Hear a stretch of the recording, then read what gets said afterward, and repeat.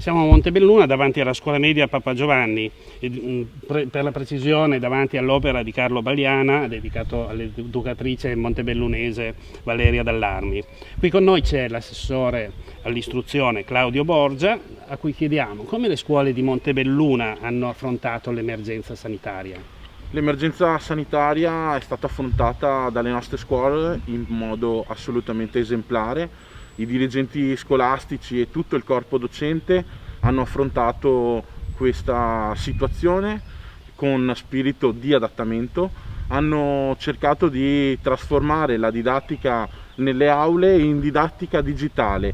Tantissime famiglie mi hanno contattato per ovviamente lodare l'opera e l'operato dei dirigenti, dei tanti insegnanti della scuola elementare, delle scuole medie, delle scuole superiori.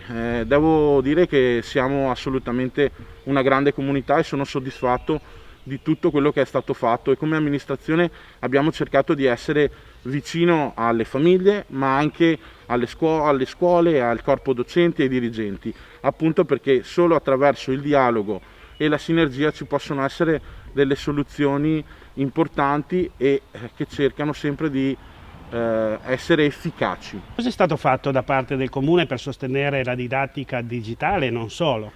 Siamo venuti incontro alle esigenze delle scuole e delle famiglie e abbiamo cercato di essere in prima linea con loro in determinate situazioni e soprattutto nell'acquisto ovviamente degli strumenti digitali come per esempio i tablet.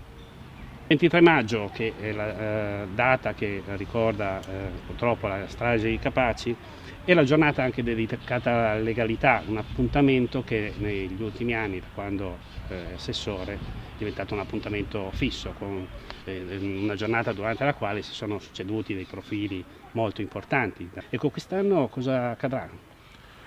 Quest'anno purtroppo la situazione ci impone una riflessione profonda e anche se come amministrazione ci teniamo molto alla giornata della legalità, dovremo cercare di capire cosa fare, ne stiamo discutendo, vedere anche la disponibilità dei dirigenti scolastici, anche perché già i ragazzi sono, come dire, impegnati nella didattica digitale, non possono ovviamente essere in aula e quindi sovraccaricare gli studenti di ulteriori ore di impegno, anche se è un impegno strettamente civile, come dire, potrebbe creare qualche problema, per cui vediamo dal dialogo cosa nasce con i dirigenti scolastici, con gli insegnanti.